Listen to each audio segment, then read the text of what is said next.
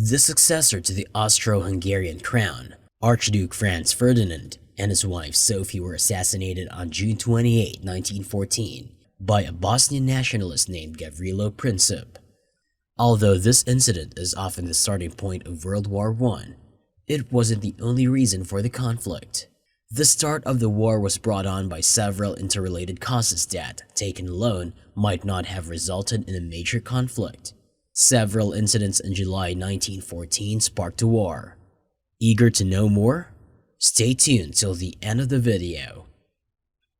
The causes of World War I have been up for a long dispute.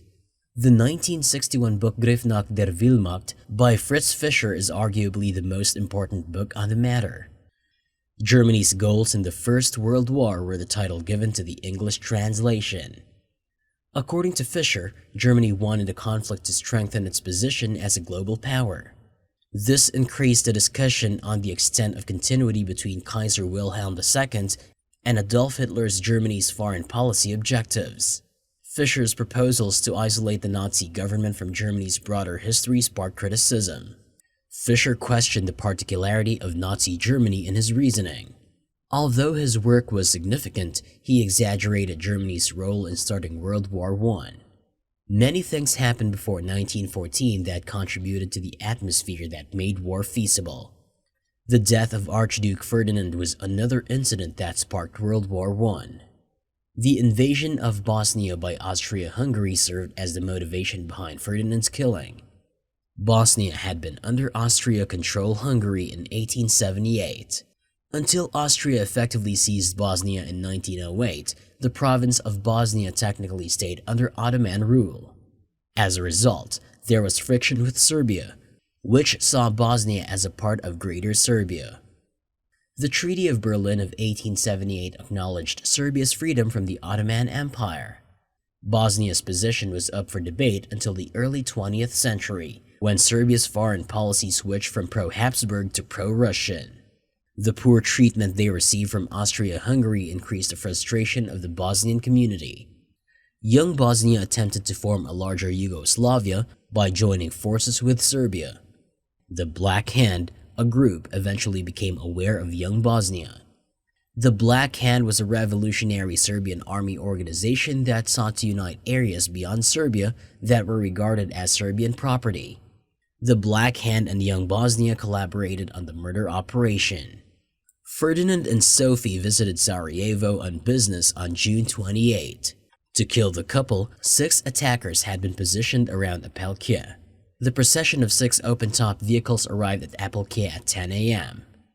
The first 2 attackers could not attack, while the third attempted to use a hand grenade but missed. To ensure their safety, Ferdinand and Sophie hurried to the city hall. Ferdinand decided to leave the municipal hall once he felt secure there. At 10:45 a.m., the group decided on a new route and departed in their vehicles. Ferdinand's driver, though, stuck with the original path. Princip fired 2 shots, hitting Ferdinand and Sophie after the other murderers had fled. They were both killed by 11 a.m. Princip was among the 5 assassins who were eventually apprehended. Shock followed the killings of Ferdinand and his wife at first. However, it's surely not the cause why the armies of Europe engaged in combat in late July and early August. Different people in Australia reacted differently to the murder. Ernest Scott, a recognized authority on the Australian home front during World War I, wrote, "The news was of course published under large headlines in the journals. Obviously, an important event in the world of politics had occurred. Some serious consequences might be expected to follow. But nobody in Australia dreamt that this crime committed in the Balkans was of momentous concern for this country." This largely matched attitudes throughout Europe. For instance, the home rule situation in Ireland was a crucial topic at the time in Britain. As July went on, other topics like the upcoming federal election garnered greater journalistic attention in Australia. War, however, became more likely in Europe. The great powers had the tools to prevent a general European war if they so wished, despite European concerns that conflict was sometimes unavoidable. A general conflict was prevented, thanks in part to the alliance system that had developed over the decades before. The alliance system and the fragile balance of power failed during the July crisis and the march to war. Many European leaders also desired a conflict to resolve existing problems. For instance, the murder was viewed as a ploy by Serbia and Austria. Some political figures thought that the murder provided a chance to finish what needed to be done. In discussion with Count Leopold Berchtold, Austria's foreign minister on June 29, Hotzendorf requested war. However, Austria was unable to move until she knew where Germany stood. Due to this, Count Leopold Hoyos was sent to Berlin, where he was presented with the infamous blank check from Germany. The fragile power balance in Europe began to fall apart when Germany decided to assist Austria-Hungary unambiguously. By July 14, with German assistance, Austria had created an absurd ultimatum to be given to Serbia. Serbia received the ultimatum's text on July 23 and had 48 hours to respond. Know of the reaction, Baron Gisel von Gislingen, the Austro-Hungarian minister to Serbia, was instructed to sever ties with the Serbian government. Gisel was informed of it must come to war. Germany and Austria-Hungary established a facade of normalcy in their behavior, leading up to the deadline. Both were betting on the likelihood of an all-out European war. Serbia first approved the majority of the harsh demands of Austria's ultimatum. Russia saw itself as the Slavic people's defender. Serbia was instructed not to fend off any invasions.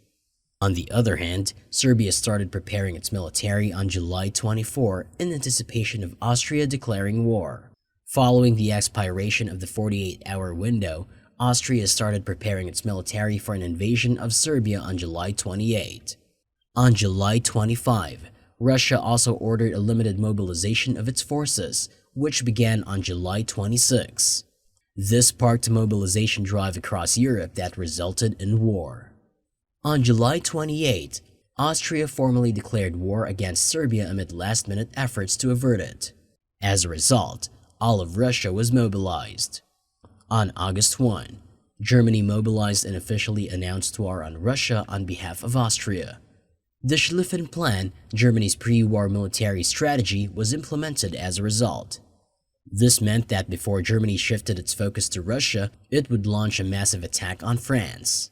On August 3, Germany then announced war on France.